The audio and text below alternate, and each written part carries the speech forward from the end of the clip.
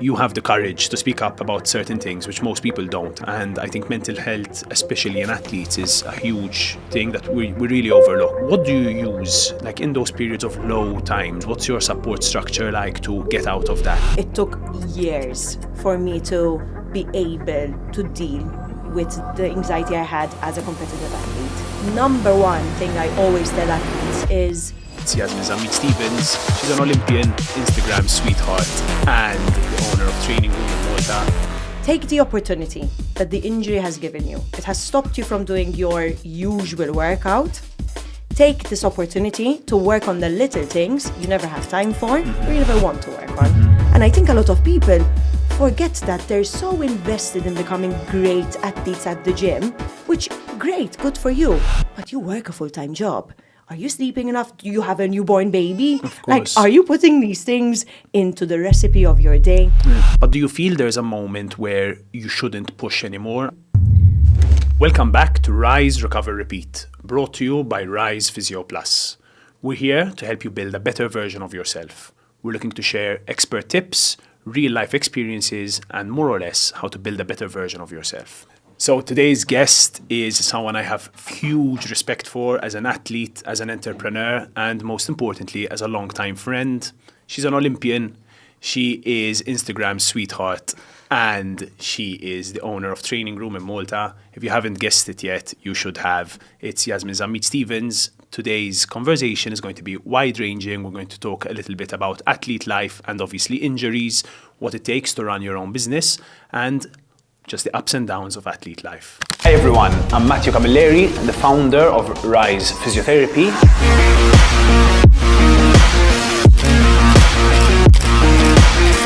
Rise, Recover, Repeat series is all about building a healthier and stronger you. We'll do our best to bring interesting content, speak with professionals in the industry.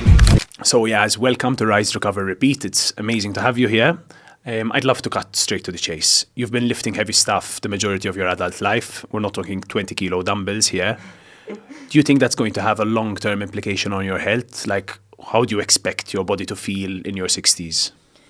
Well, yes, it will have an impact, I think. I've always told you that being a professional athlete for so long and doing it full time wasn't the healthiest thing in the world. Like, being a competitive athlete isn't actually healthy for your body.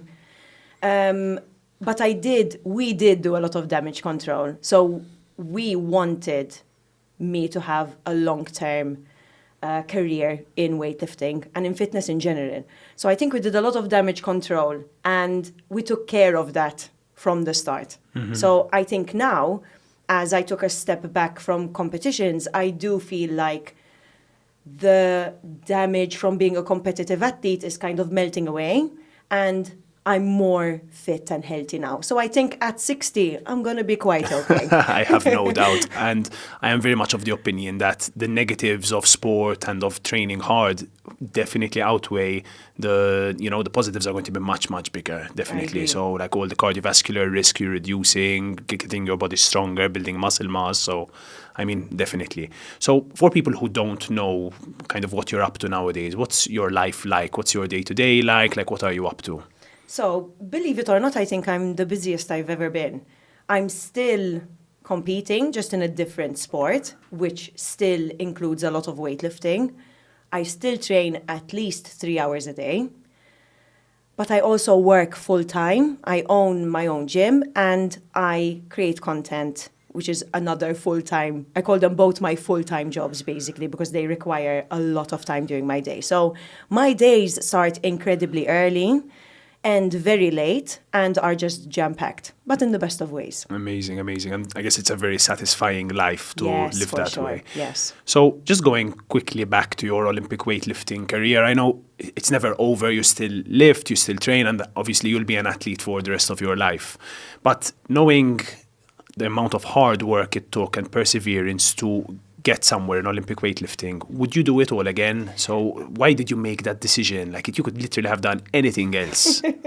I mean, again, I say this a lot, but when I look back at how hard it was, I can't imagine going back through all of that, because it wasn't just the several hours of training a day. It wasn't just being away from Malta, because I had to train abroad so much. it's just the mental aspect of it. Like every single day being prepared to be at peak performance took so much out of me. You know, I'd wake up in the morning and, you know, first of all, you get weighed. If you're a little bit over, if you're a little bit under, you need to eat accordingly to your body weight. So first thing in the morning, you're already working towards, you know, your goal of the day. And it's not even 8 a.m. yet. And then there's the first session, second session, third session. If your body's feeling a little bit fatigued, you need to make sure to rest up a little earlier, maybe get an ice bath, maybe, you know, it was so stressful on my mind that even though I have different kinds of stress now, I just can't imagine going through that again. And I'm so happy I did it. And I did it almost blindly. Like I had no idea what I was getting myself into. And I'm so glad because I don't know if I would have gone into it knowing how much it would take. Yeah, and we speak about this all the time as well. Like sometimes knowing what the future holds for you can be a negative thing just because 100%. you probably wouldn't even do it. You know, it's just so much work. And I'm always curious. So you obviously had that beautiful moment in Tokyo where you were able to compete, you were able to lift, you were able to represent Malta at the highest level. I mean, you're an Olympian and that's something no one will ever take away from you. Like what was going through your mind in those few moments before and that like amazing epic moment where you're like have the Maltese cross on your chest, weight overhead? I think that's just like, yeah, it's 100%, Yes. you know? I mean, the Olympics in general, from the moment I got the news that I'm going to the moment I came back, just feels surreal. Like it feels like a literal dream. And I know that sounds really cringy, but it does. It felt like I was completely living a dream. And especially when I walked into the warm-up area and it was it, like that is the time where I'm going to compete. I just felt so like numb in a way, which isn't the best thing because obviously you don't want to feel numb before a competition, but I couldn't believe it. You know, all the hard work for all those years and you just head down, put the work in, it will be worth it, it will be worth it. And you work. And it doesn't matter if it was my birthday or Christmas or whatever, I was always somewhere else training. I missed so much from my personal life. I was away from my family for so long. I sacrificed so much for that one moment. And then when you're there, it hits. You're like, wow, this is it. Like, I need to put everything I've ever done into this 1 second, which is bizarre. It adds a whole element of pressure because it wasn't just for myself. There was an entire team behind me who backed me throughout all that period. So I had to do it for them as well in a way, as in I felt like that. I felt like I needed to do it for them as well. So yes, at that moment, I just felt incredibly numb that, oh my God, I need to do this for myself and everyone. And then, of course, when it was a success, and I did get a national record on an Olympic platform as well, it just made everything so worth it. And I still feel that now. I still feel that pride to this day. And I don't think anything will ever top that. Because at that moment, I realized that it was worth it. And it was worth it for everyone else as well. And I did it for everyone else as well. So that was absolutely amazing. insane. I mean, you say you wouldn't do it again, but the reality is like to get that feeling, to live like at that level is just, you know, something very few people get to experience. I agree, but it will probably be unmatched. Exactly, and I think I know that. I don't think I can ever match being the first female Maltese Olympic weightlifter to do that again, kind of, and do it successfully. So I take a lot of pride in it. I know what it took. I know who helped me, and I credit them over and over. And I'm very good with living, just knowing that. Amazing. That's like, so I mean, it's just incredible. So I'd love to talk a bit about that prep to the Olympics. I mean, we were involved together quite a lot in your preparation. Yes. So I was your physiotherapist going through that. And sometimes I felt a bit like we had conversations, which, like, you know, there's things on your mind, things that are stressful. But I'd love to talk a little bit about maybe the negative side in the sense of there were injuries, there were issues that people never get to see or hear about. So do you remember any of those injuries? Like, do you remember things that were on your mind then or things like we really had to tackle which were front of mind? Well, yes, I remember the main reason we started working together pre-Olympics was because I had to come back to Malta right before the Olympics because of some complications in the gym, in the facilities where I was abroad. So I had to spend the last 3 weeks before the Olympic Games here in Malta, which wasn't the plan. At around the same time that I got that news, I got a really bad injury to my knee, which is obviously not what you want 3 weeks out of the Olympic Games. Of course. At this point, I still didn't know that I was going. I only got the news, I think, 2.5 weeks before. And I was in the best shape I've ever been, strength-wise. So having this ache in my knee, where I couldn't even go up the stairs without, holding onto something, wasn't ideal. And that's when, obviously, I reached out and said, listen, I need you to, save me. I was so used to having all the facilities available abroad that I needed to mimic that as much as possible at the same standard locally. And yes, that's when we started working on my knee, doing damage control again, because there's only so much we could have done in that short amount of time. But it worked, and I remember competing with absolutely no pain. I mean, it might have been a mix of the adrenaline at the time as well. But I got through very successfully, no knee pain. And after the Olympics, actually, I never had that knee pain again. Yeah. But one thing I found really impressive is your potential to heal. I mean, I think that's in everyone. But there were definitely factors which made a difference. I mean, I remember your sleep was on point. You were using every little thing you could to speed things up. So can I just ask you, I mean, obviously there's a huge list here, but your non-negotiables in that period of time. So if people want to mimic that, if they want to get as close as possible to it, what were your non-negotiables? What were the things that you would do every day, no matter what? So pre-Olympics, I say this so much to my athletes. Pre-Olympics, I was in the best shape. My recovery was insane. I woke up every day ready to lift like I've never been in my life. And what that took was, mostly, if I take top 3, sleep, but proper, good, long enough sleep. I had an alarm not to wake up. I would wait for my alarm with my eyes closed in bed to make sure I was at least resting for the minimum amount of time. And that was non-negotiable every day.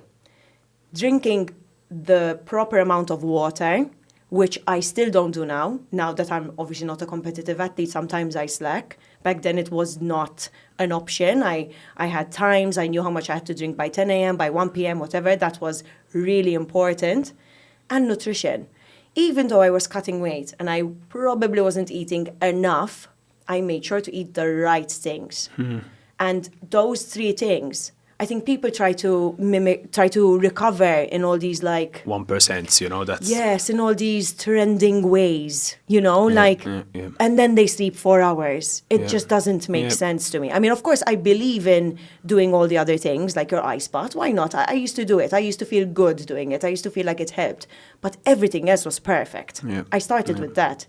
You can't be eating burgers for lunch every day and then expect that you're gonna, wake up the next day and feel absolutely great. Yeah, I love that you're saying this, just because, one, it's something we've been speaking about at Rise for ages, but also it's something that I feel people don't emphasize on enough. So everyone wants to complicate things for some reason. Yes, when it and comes everyone wants to do whatever's trending. Exactly. It's like Instagram now. You want to see what all the big athletes are doing in La. They're doing the side spot. I'm going to do that. But are you sleeping? Exactly. Like they don't look at the Cristiano Ronaldos and the Messis and all other sports. Like the reality is they're focusing on the 80%, the most, which is your sleep, your nutrition, your hydration, So when it comes to recovery or it comes to being injured and not wanting to be injured anymore, these are the highlights of what you need to look at, One thing that you've always mentioned to me, and I think one of the big reasons we've always worked so well together as in this client-patient, if you will, or client-athlete, relationship, is that you've always looked for an emphasis on long-term management, long-term solutions. Like, what can I do to get better, not just to leave the room feeling better? Can you tell me a bit more about that? So you really seem to have an obsession about this, about what's the underlying reason, how do I fix it? Yes, and I think that's why we work well together, like you just mentioned, because throughout a lot of my career, I got advice about injuries that was during that 1 hour I was seeing a person, which never made sense to me. And you know this, whenever I have an injury and you're telling me what to do to fix it, I have all the questions. I want to understand why. Why are you doing this to my knee right now? What's the point? Exactly, what's the point? If you're giving me an exercise, why am I doing it? So understanding what you're doing is already very important. But knowing what it's going to do to me long term is even more important, because at the end of the day, I don't want to be fine this week. I want to be fine in the next 5 years. Yeah. I want to be able to do this for as long as I can. I mean, I see my dad, who's still training at 60 years old, who'll walk into the gym and still outlift, outrun, perform some of the younger athletes. Is incredible. I want to be that. So I don't want a solution for now. I want a solution for long term. So true. And I think that's one of the main things you really work on. And I think that's why it works so much, this relationship, because it's never a short-term solution. It's always a long-term solution. Yeah. And some exercises that you gave me last year to fix my shoulder, I can still apply now as part of my warm-up, rehab, whatever, and they still apply, and they still work. Yeah, and it's one of the big reasons that at Rise we try to really be data-driven. So we try to collect data from the individual in front of us, because that's going to give you the answers of what works. It's a lot easier to throw 10 exercises at a person and hope something sticks, you know? It's like, it takes out a lot of it just becomes guesswork, but it takes out a lot of the hard mental work. So it's one of the reasons we'll always emphasize that, like we'll always want to test the person in front of us, treat them, and retest to see if things are changing, you know? So I just love working with people that ask questions, and I think it makes such a big difference. So please stay that way. Don't ever become passive. I can tell you love answering my questions as well. Like, it's never like a short answer. I always get a lecture, which is amazing. Sorry. It's okay. I like it. So on to maybe a little bit of a different topic. We've spoken about injuries, and one of the big issues with injuries is it often leads to lows in motivation. Like, I feel it, you feel it, I think the whole world feels it, you know?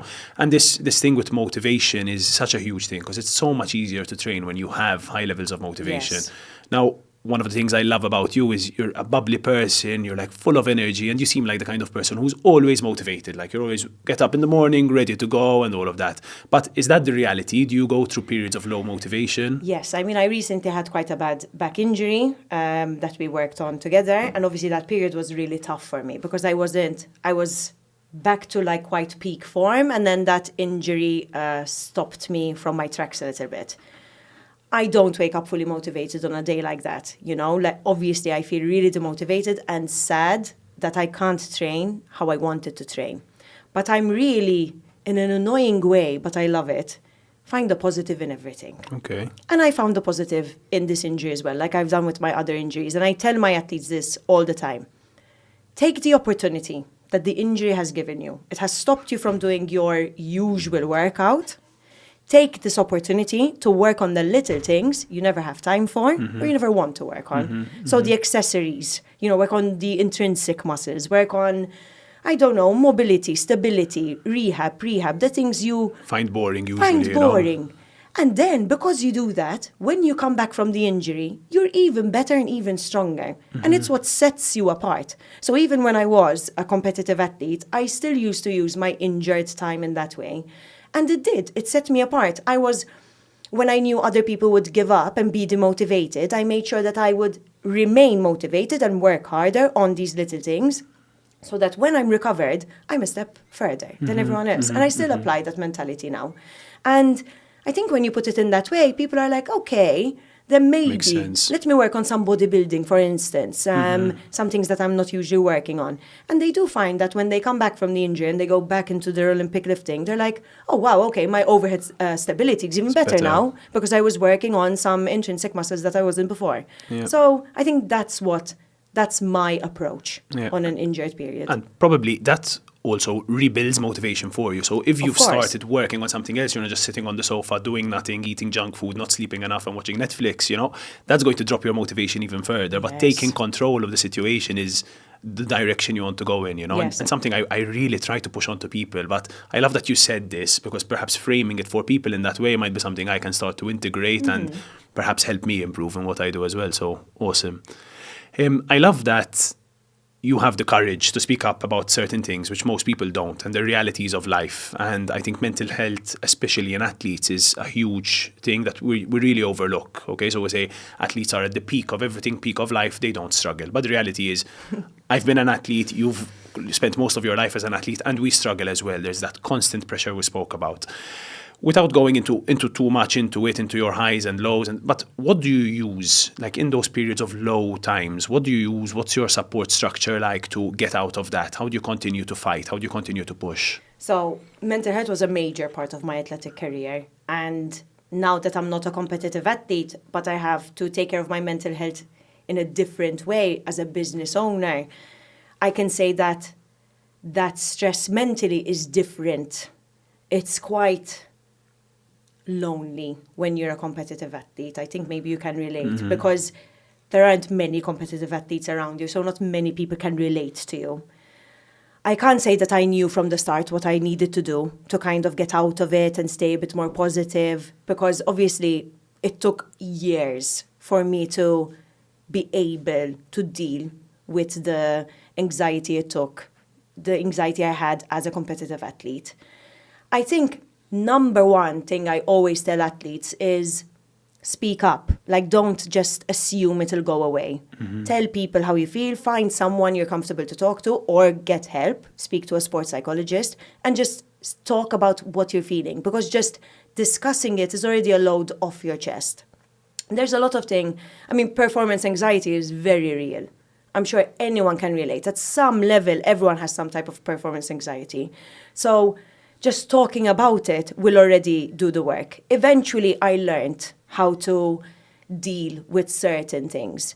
But most of all, it's surrounding yourself with the right people. Yeah.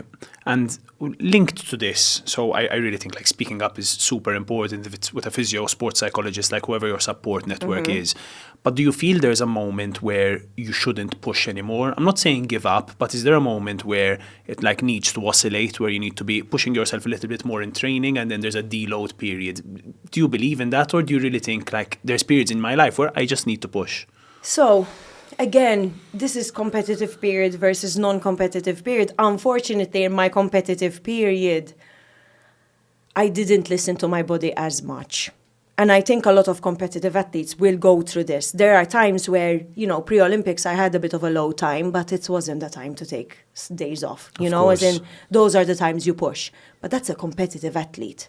As an athlete now that goes to the gym and competes locally, maybe a little bit in but recreationally, listen to your body. I say this again a lot to all the athletes I speak to. Listen to your body. Unless you're trying to go to the Olympics, listen to your body. Yeah. Yeah. If you woke up today and either your mood is at a low, your body feels tired, do less. Yeah.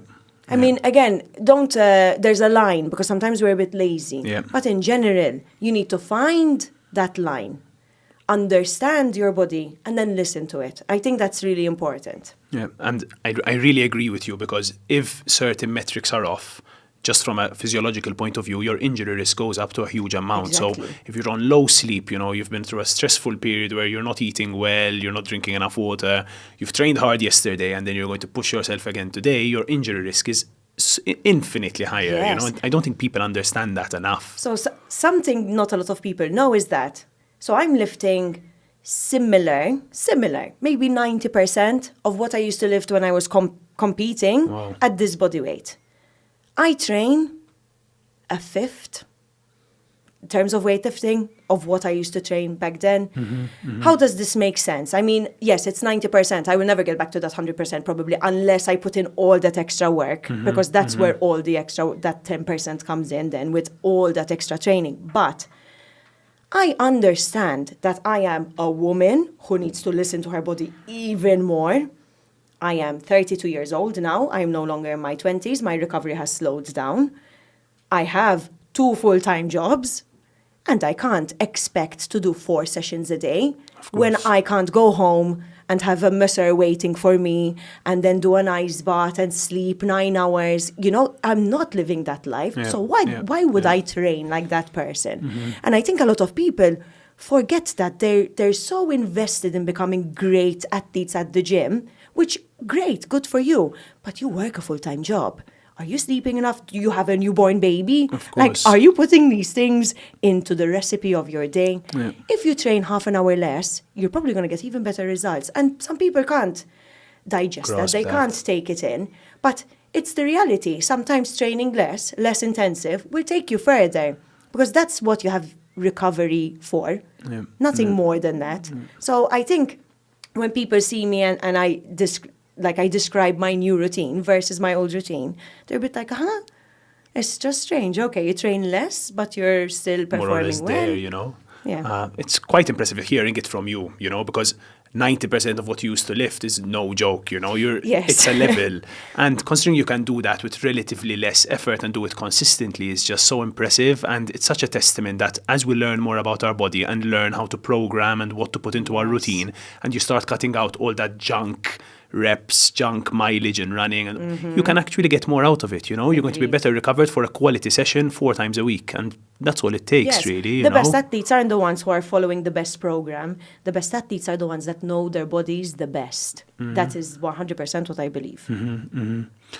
Okay, I'm going to change topics a little bit again, and every time you come to me for something physio related, so we meet like every week, we always end up sitting at a table and having this half-hour discussion about how tough it is to run a business. Yes. So we both it's my therapy with you years about the it's business. a little like our entrepreneurship Yes. discussion, you know. It's tough. There's a lot going on in the background, and you mentioned a word before that I really feel is similar between athlete life and entrepreneurship life, which is this loneliness factor, you know, that you have to make a lot of decisions on your own. So one question I have for you is now, as you try to balance this like work life, running a business, athlete life all together, like does that work? Is there an element of work-life balance, so something everyone's really chasing nowadays? Yes, I mean, I'm not going to act like I have it figured out. I've owned the business, the gym, for 1.5 years now, and I feel like I'm getting into it, like I'm finding the balance, but it took 1.5 years. So I'm not going to act like I have it figured out. I'm still trying my best. I found it very hard to give something, to take something, so I'm still trying to like really balance all the elements in my life. But there is a way. There is a way 100%. You just have to be very determined to be efficient with your time. Yeah. I think that is like the best advice I can give, like be efficient with your time. Like don't waste time. And what I mean is I wake up and go straight into my training. That's something that's working for me at the moment. And I'm lucky because I can do a lot of my work at the gym. So I don't actually have to leave. So I train at the gym, then I do my content at the gym, then I can work, you know, on the background of the business from my laptop at the gym. And so I schedule my day. That's how I'm efficient. I schedule my day from the day before. There isn't what should I do next. Yeah. So you really know what the next step is going to be. And have that's to, your advice. Yes, to schedule it in. At the same time, though, so even though I have a plan throughout my week and it's scheduled quite tight throughout the day, I can imagine. I am very okay with switching things around. And I think that's insanely important because like I just mentioned, sometimes I wake up on a Wednesday and my body cannot train. And I had a 4-hour training session planned. I can't. I either feel, I don't know, I either have period cramps, I either have an injury I'm dealing with, or I'm just fatigued. I'm very okay with switching days around. And you need to be flexible in that way. You need to be forgiving with your body and just switch things around. So knowing that I can do that as well helps a lot. So I have my schedule, but I am very okay with switching things around. Okay, awesome. And when it comes to like the other important sides of life, so your relationships, your friends, your time off, time to relax, how do you fit all that in? So it's something I struggle with personally. I think, do you schedule that in as well? Or are you like quite anal almost about that? I do try to schedule stuff like that in as well. It sounds not great when you say schedule personal life in, but you have to. And I speak to a lot of people in business. Again, I haven't been in business for too long, so I'm still learning. And I speak to you about it, and I speak to other people that are in business, and I ask, like, do you manage? And I think it's a thing that a lot of us struggle with. We're young people in business at the moment, and this is where we want to give our 110%. Yeah. And I'm not saying that you have to give away from your personal life, but yes, I guess we have less time than most people. So I am doing my best to schedule, I try to leave the weekends for my personal life as much as possible. But yes, my group, my social group has become very tight-knit. It gets tighter, It's very tight-knit, which isn't necessarily a bad thing. Yeah. So yes, I try. You do Again, try. I'm not doing things perfectly. I'm still very much learning, but I do my best. Yeah.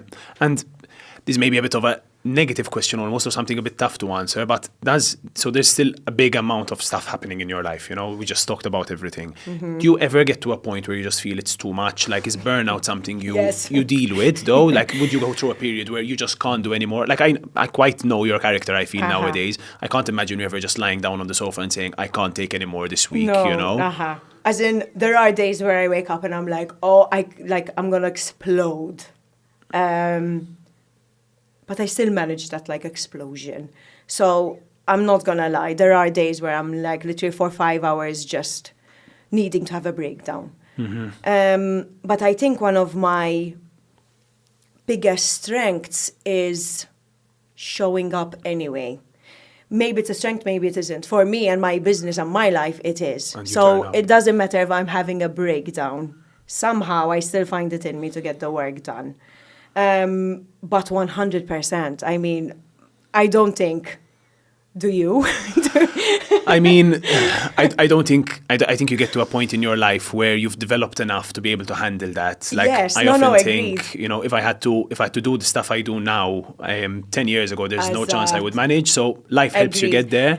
I but think you do need to turn I've learned up. a lot. In this year and a half, I've learned a lot. I've learned how to deal with a crisis. Like things that last year would have, you know, like Broken stopped you, me in my stopped you. tracks. Now I'm like, okay, solutions, let's go. Like I'm very proud of that because I see the difference in just a year.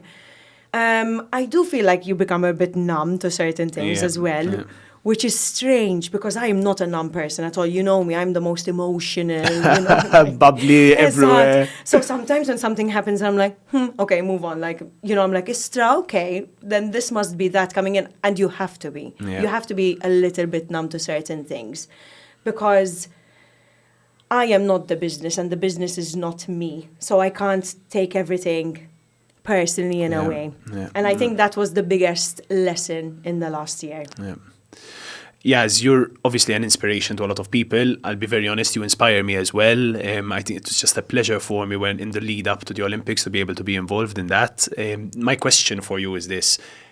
There are a lot of people who look up to you on social media. I think you give a real positive message on social media, so please keep that up. What advice would you give to a young athlete who has their own stressors? They're balancing school, they're balancing their own stress of being that age, and they're trying to get somewhere with their sports. What advice do you have for these people? You were there. Yes. So I would always say, first and foremost, surround yourself with the right people. So I know your parents might seem annoying at a younger age, but I promise you, they are your best friends, okay? So like my parents helped me a lot, my siblings helped me a lot. It might not be your parents, it might be a best friend, it might be a relative, it might be someone, but surround yourself with someone who you know will support you. Apart from that, schedule your day. If you're in school, you need to prioritize school and your training.